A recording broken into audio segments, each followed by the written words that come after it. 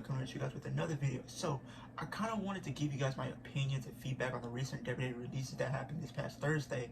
When I heard about the releases, I was upset and I was confused because these men and women had the potential, all the potential in the world to make it in the company, and it just went nowhere. I'm gonna tell you guys these recent releases, and I'm gonna let you, and you're gonna give, I'm gonna give you guys my feedback. So we have Ember Moon, Keith Lee, Karrion Kross, Mia Yim, Grand Metalik, Nia Jax, Lindsay Dorado, Jeet Rama, Katrina Cortez, Trey Baxter, Zara Ramir, Jessie Kamea, B-Fab, Oni Lorcan, Frankie Monet, Eva Marie, and Scarlett Bordeaux. WWE, what are you doing? What are you doing? Keith Lee was a huge and a big deal in NXT. His feuds with Dominic Dijakovic, Adam Cole, Roderick Strong speak for themselves. The guy had all the potential in the world to be the next world champion. If you built him up correctly, I would have personally wanted to see him be the one to take the title off Roman Reigns. But we're not going to get to see that. You released him. Karrion Kross. This guy was a huge force to be, a dominant force to be reckoned with in NXT. But all of that went to a waste. You brought him up to the main roster, have him lose his debut match. And then when he goes back to NXT, the audience obliterated this man, letting him know you got beat by Jeff Hardy in your debut match. And he's never been able to recover from that. And then you took Scarlett away from him for what? Scarlett made Karrion Kross who he was in NXT. He added a whole new dimension to his character. But when you take that away, he's really not, is nothing there anymore. Same could be said for Mia Yim. She was great at NXT. Her matches with Candice LeRae, Kaylee Ray, just to name a few, and Shayna Baszler, back when she was at NXT. Her matches with them were great.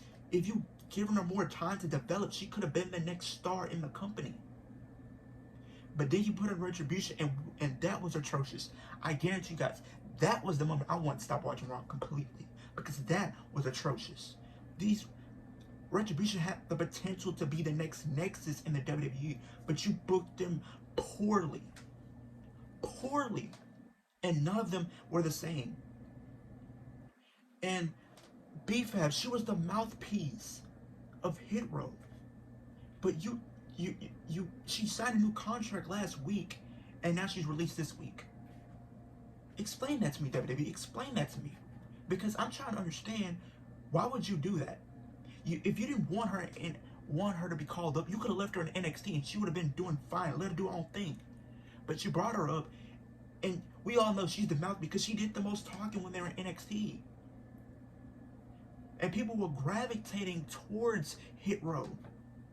But now people are going to probably leave, or people are going to still be fans, but not as much. Their passion for them is not going to be as strong because you did that. Grand Metalik, Lindsay Dorado, these people were great in the ring. I remember watching them back when it was like at the empty arena era, right? Their match they had with Shinsuke and Cesaro was great.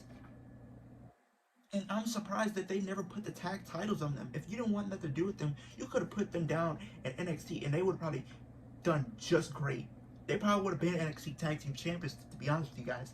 But you never gave them the opportunity to do that. Nia Jax, she wasn't safe in the ring. You could have left her in NXT, let her develop, get more experience, then bring her up. Because look at all the people that she's injured since being on the main roster. Becky Lynch, Dana Brooke, Kairi Sane, Mandy Rose, just to name a few. And she had a lot of problems because she could have been like how Mark Henry was back in 2011. A huge force to be working with. We wanted to kind of see that. But it went nowhere. Ember Moon, I remember watching her matches in 2015 and 2016. That the match she had with Nikki Cross, Asuka, Shayna Baszler even. All those matches were great. And when she had a lot of promise coming up to the main roster, and that went nowhere. And then you brought her right back in NXT, which was great because that kind of could have saved her career. And you put her in a tag team, which was great. I liked the tag team with her and Shotzi had. But you brought them, they could have brought them back up to the main roster together, but you didn't. And now she's released. Let's be honest. Karrion Kross, Keith Lee, Ember Moon, all of them are going to find success wherever they sign, whether it's Impact, AEW, wherever they sign, they're going to do great. Only Lorcan. I've I was a huge fan of Only Lorcan before he got in the tag team with Danny Burch, and I always wanted to kind of see him get a huge push, even if it was just for the North American title. And I just watched a recent video he did on YouTube, and he says like his 90-day no complete clause is up in February. I guarantee he can be a huge star in the X division and Impact. Because if he goes to Impact, he's gonna probably be the reason why I start watching Impact again. And Frankie Monet, you had her in there for what, 6, maybe 7 months, and she had a lot of promise to be like how be a huge star, but you did nothing with her. And I think you should have just brought her up to the main roster instead of putting her in NXT, because she could have done great work. And that just leaves her. Where does she go now? Does she go back to Impact, go to AEW? It remains to be seen. Scarlett Bordeaux.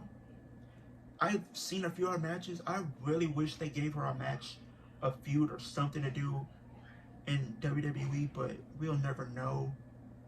I don't know, guys. And this still rings true to this very day, what CM Punk said.